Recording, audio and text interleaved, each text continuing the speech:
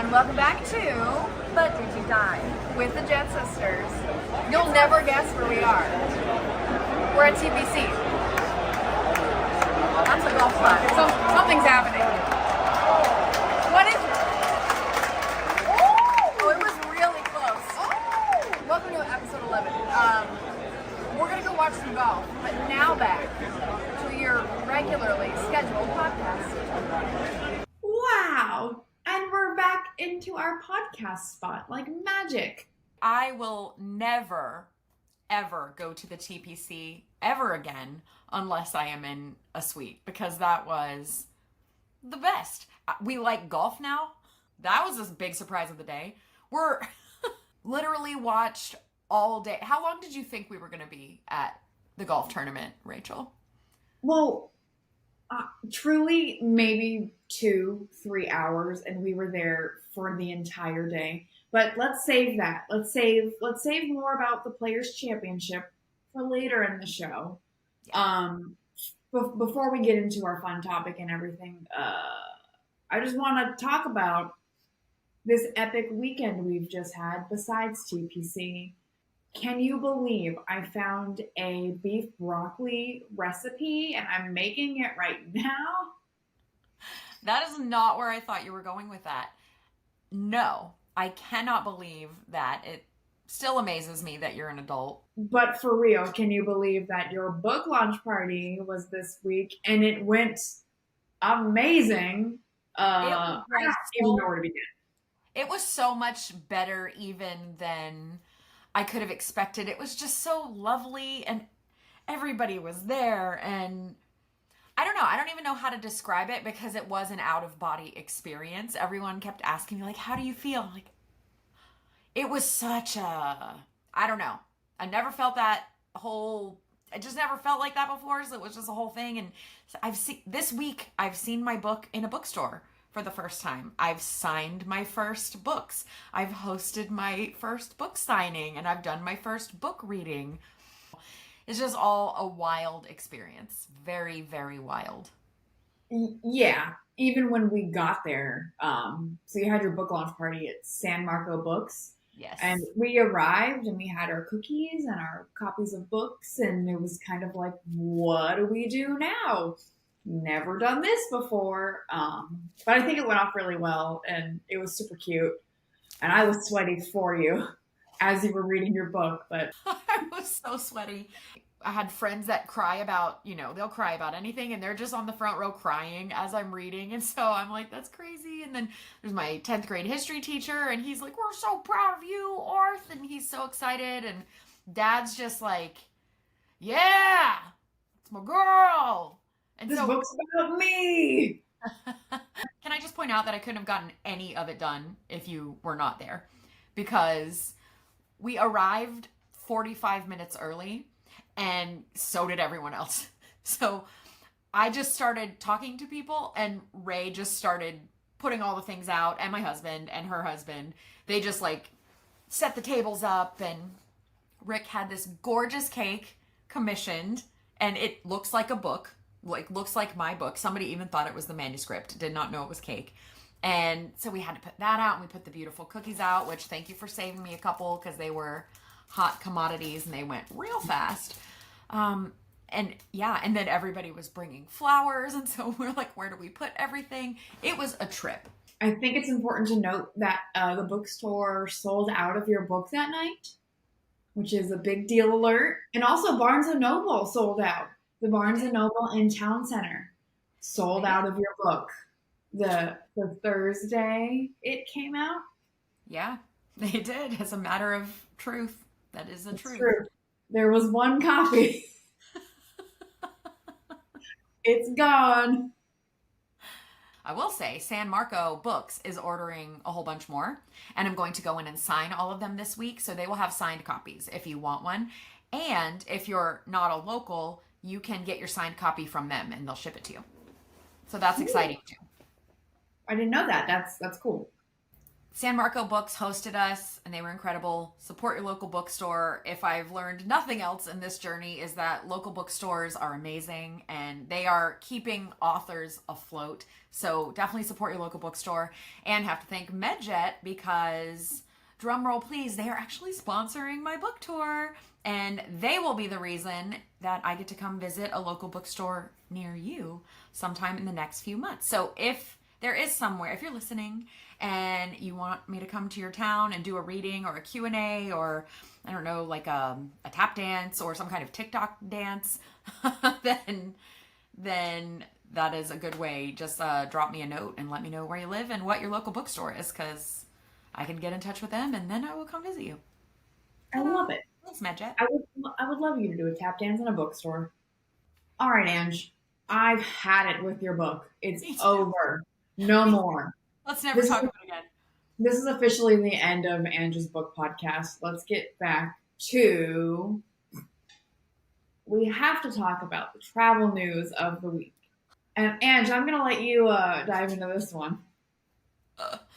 Did you read that a Boeing plane landed and a panel was just like not on it anymore? They were like, oh, hey, look, a panel fell off that plane. What is going on, Boeing planes? Why are you not screwing stuff on tightly? I didn't see that. I'm not surprised, unfortunately. Here's a question that may be dumb. Aren't all planes Boeings? No. Sure? There's like Airbus and, other ones. But a lot of planes are Boeings, because what I was trying to see what airline mostly uses them, and bad news, most of them have some Boeings, but United has a lot, Delta has a lot. American, like half their planes are Boeings from what I read. I forgot this happened. The guy who was the whistleblower of the Boeing plane thing dies this week.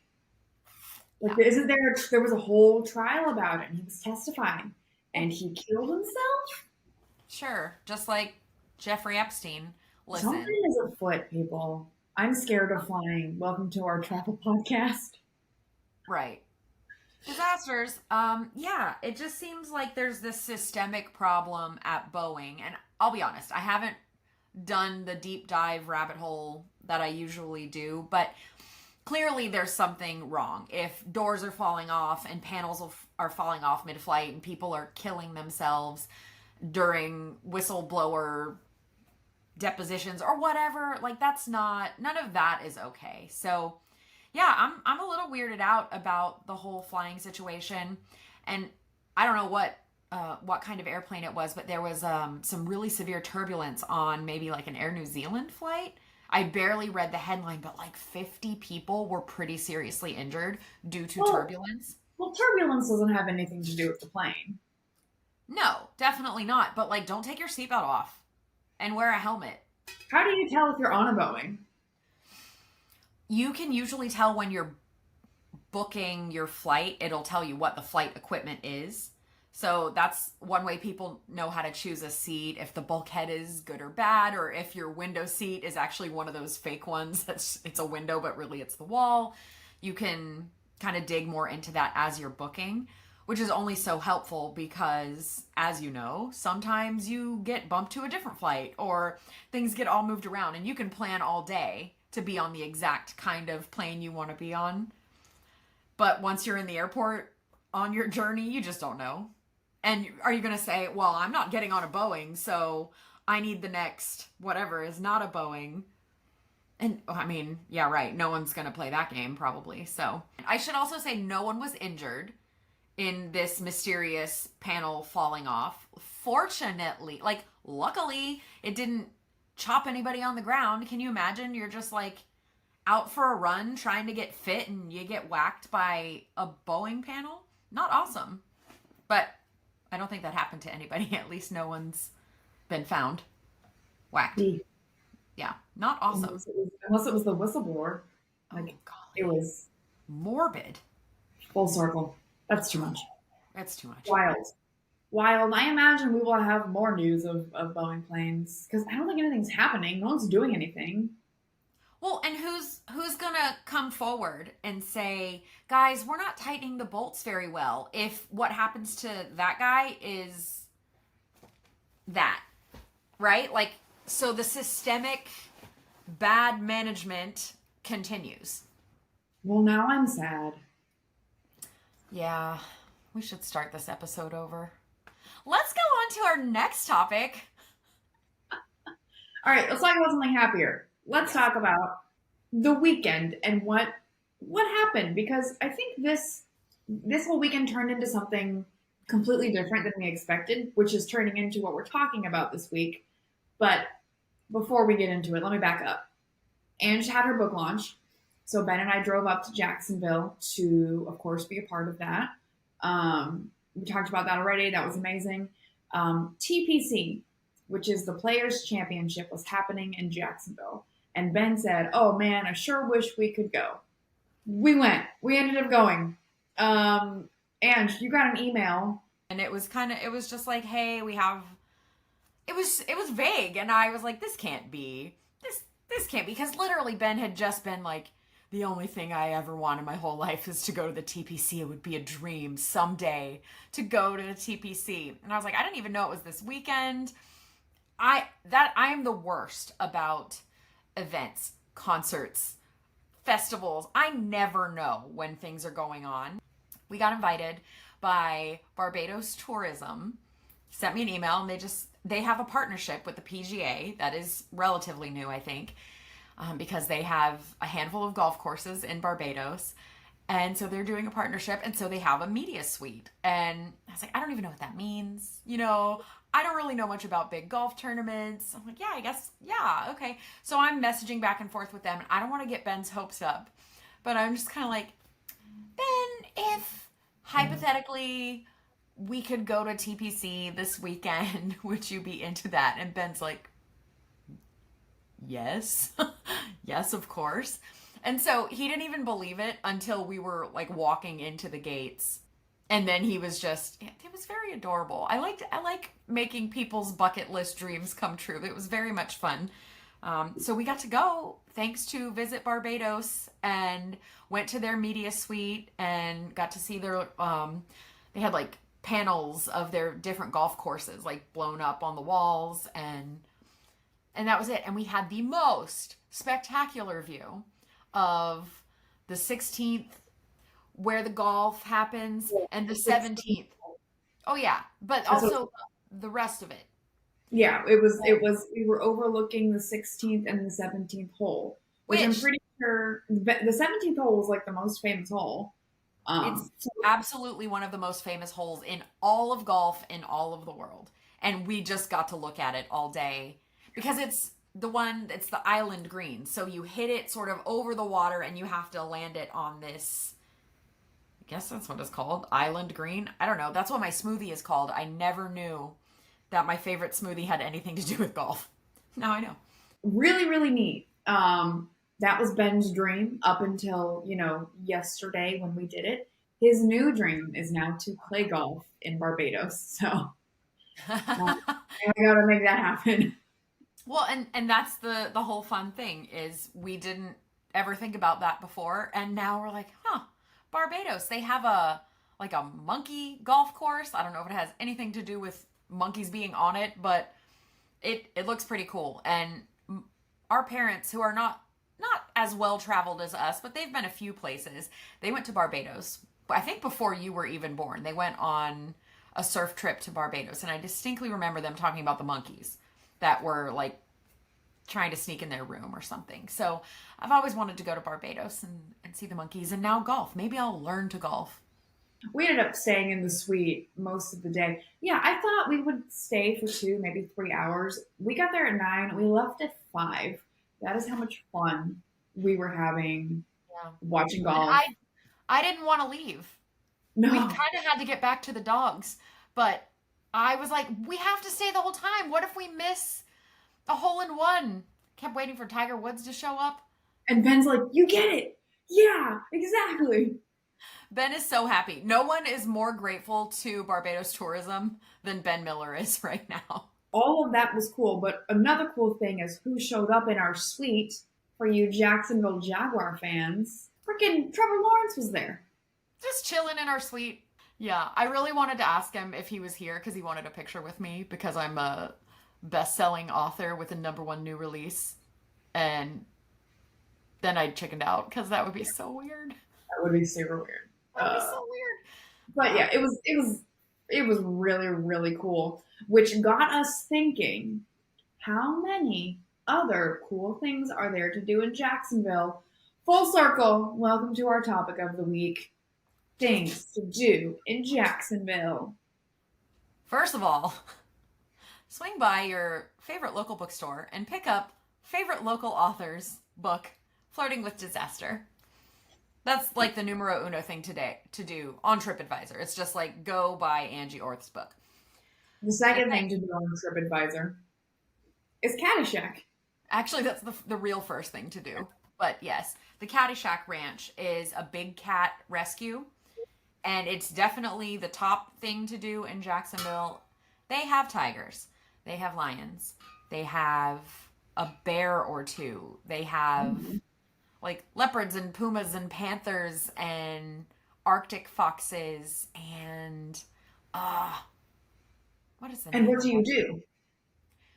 You get to go watch them be fed, hand fed in most cases by the owner, and he walks around and he tells you about all the different animals, and you just cruise around. And so if you've been to the zoo, you during the day you may or may not see the animals. Often they're just kind of laying around sleeping because big animals tend to sleep a lot. But if you're there at dinner time, which is the way Caddyshack does things, you're going around and the critters, they are running around. They are jumping in their pools. They are throwing the ball. They are roaring and chuffing. And it's really fun and cute. And the little kids get so excited. So yeah, that's a fun experience and something you can only do in Jacksonville. So check out the Caddyshack Ranch. Do you know I've never done that? And aren't they your friends? Yeah, you always say that, but you're just never here long enough. And if you are, we have things to do. So we really need to plan it, especially before it gets too hot out. And they've been doing so many renovations lately. All the animals have gotten these huge upgraded enclosures. And every so often they do like seasonal enrichments. So in Halloween, they'll all get a bunch of pumpkins. And they'll just tear their pumpkins apart, or they'll get Christmas trees and they'll destroy their Christmas trees. And they're just very well treated. And I know they're like family. I can say that I won't give you all the details, but I know this to be true from personal experience. So they take really good care of their critters. You mentioned Halloween, and that reminded me of when I was living in Jacksonville as a child, going to the zoo and doing the Halloween spooktacular thing that they did for kids. The zoo or something like that. Yeah, something like that. The zoo in Jacksonville also is so much fun. Don't we have the best zoo in America? Did I make that up? You probably made that up, but it's definitely a good one, especially for a market like Jacksonville where you might not expect.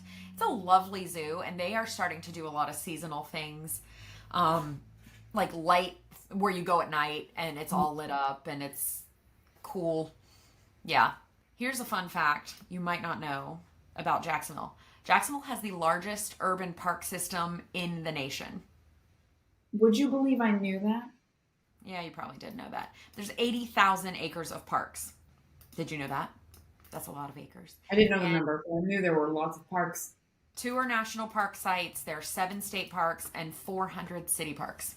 So there's a lot of outdoor stuff. I think people probably don't know that about Jacksonville, that it's a very much outdoor kind of a city. It's beach, it's river, it's marine estuaries and parks and marshes, and there's lakes. Like it's very much an outdoorsy kind of a place. Well, Jacksonville is huge. You name it. Largest city land area wise, I think, in the U.S. Yeah.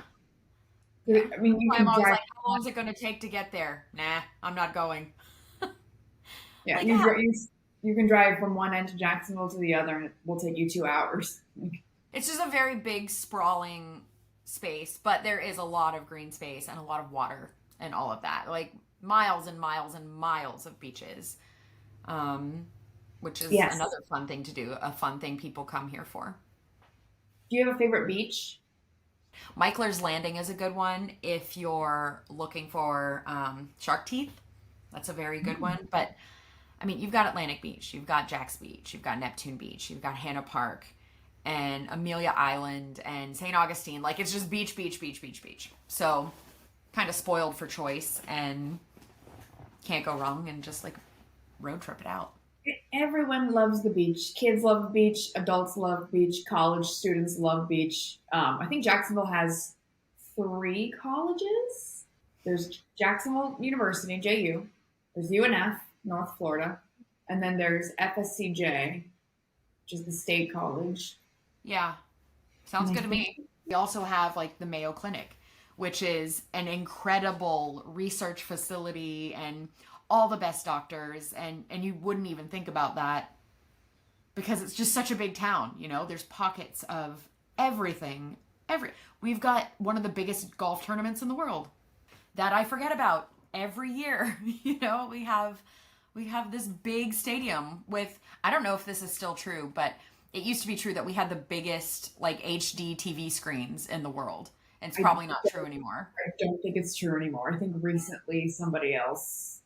Our stadium does have a swimming pool, and I don't think anyone else does. No, our stadium has pools, and our mascot often zip lines from the top of the stadium down to the field, which I need to talk to somebody about making that something anybody can pay to do, because I want to do that so bad.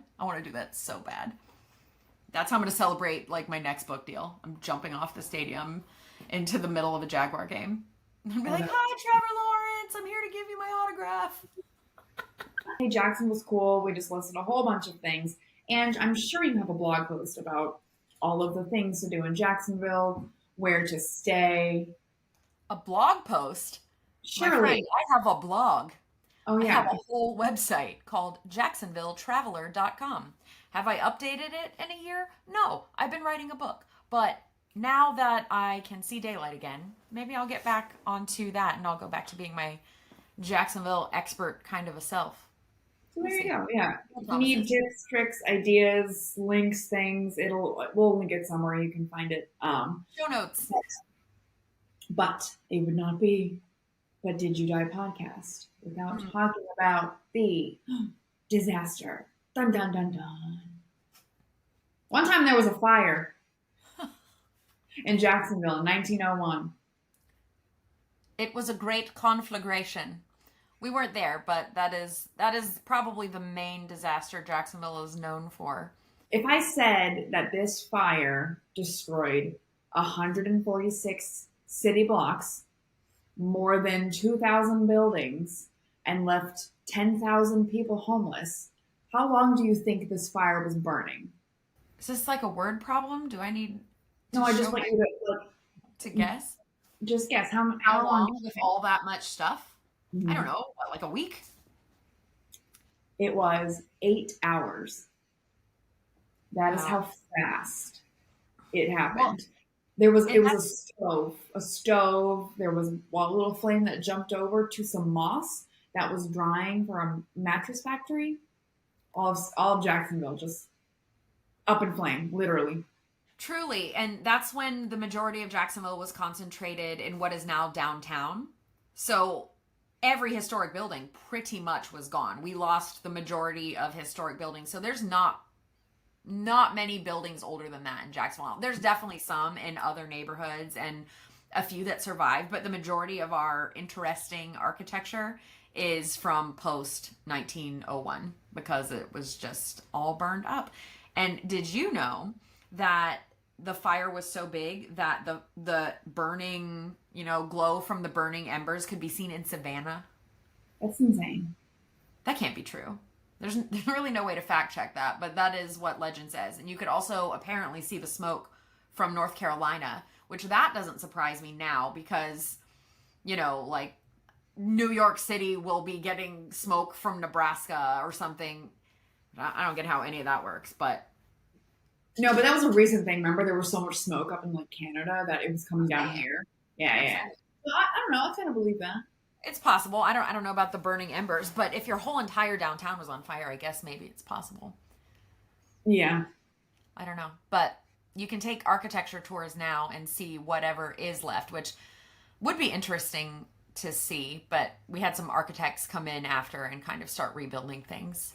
Yeah. So that's the big disaster of Jacksonville. Now let's get to the good stuff. Travel tip. If you are visiting Jacksonville, it's so big. There's a lot to do. You're gonna want to drive. If you're coming here for a concert or to go to the beach or an activity, you're gonna want to rent a car. I promise. You're Just not. don't even think about public transportation. Don't even consider it. Like you could do Uber, depending on what your plan is. Like if you're gonna stay in one neighborhood and mostly have your activities concentrated there, but truly, if you're going to rely on Ubers, it's going to be pretty expensive. If you're staying in one, like staying downtown, going to the beach, coming back, going somewhere else, like you need a car. The public transportation here is not awesome. Not awesome. It doesn't exist. No, it exists. Like we have a bus system, but because Jacksonville is so big, it's not like, oh, I'm going to hop the bus to over there. It's like, oh, I'm going to hop a bus to there, transfer to a bus to there, transfer to, like, it would take hours to get anywhere that you wanted to go on the public bus, and by then you could have just driven there or Ubered there. So Yeah. Just brave the roads and rent a car. Can you hear Sheila barking at me? She's sitting in the corner, just growling at me, glaring, like, get me out of here. What's wrong with her? Ben locked her in here. Jacksonville's pretty cool. Come visit. What is this come visit business? You don't even live here. Hey, go to Jacksonville sometimes, maybe, and visit. visit your mom. Yeah, go stay with our mom.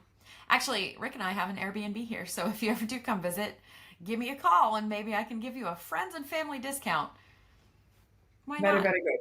Very good. Yeah. Hey, what are you doing this week? I want to go to sleep, man. What I really want to do is just like lay in a puddle. I want to have a bath and I want to get a massage, and I don't think I'm going to do any of that. I've got podcasts to record. I've got prep to do for the Dallas travel show this weekend. I've got a whole book to read for an interview that I'm doing. I've got a TV appearance on Wednesday. Not to mention, there's a lot of stuff that I know is going to happen that is book related, but since I've never done this before, I don't know what it is. I just know that, things are happening. I just don't know what they are. So, at any moment, and this would be great. Like, this is not a complaint, but at any moment, this thing could pop off, and I could have to fly to New York because now I'm just like Ariana Grande. I got to get squired around in a limousine or something. I doubt it. This is not what really happens to people who write books, but it could. What are you doing this week? Working. That is all. I literally have nothing. We got nothing. Well, good. Get a little extra rest on my behalf. Because I still have 11 million things to do. But the pressure of launch day hovering over me is past. So now it's a little less, I don't know, it's less pressure, even though it's still just as much stuff to do. Yeah. This is the last chance. I actually have one last thing about your book, because we're never talking about it again. Flirting with Disaster is now available everywhere books are sold. But it's sold out at Barnes & Noble, so go somewhere else. So you probably have to buy it online. But if you do buy it, this is the one thing I do want to say. If you buy it, please take a picture of you with it, or of it in a cool place, or in an airport, or with your suitcase, or whatever, and tag me in it, and then tag your location, because we are doing a fun map thing that was Ray's idea, where every time we get a picture of the book in a new place, we put it on the map. So, I don't know, we've probably got 20 states so far, but that's a lot more to go. We need like a fun goodbye. Like, happy travels, don't die. Stay safe, don't fly Boeing, and we'll see you next week.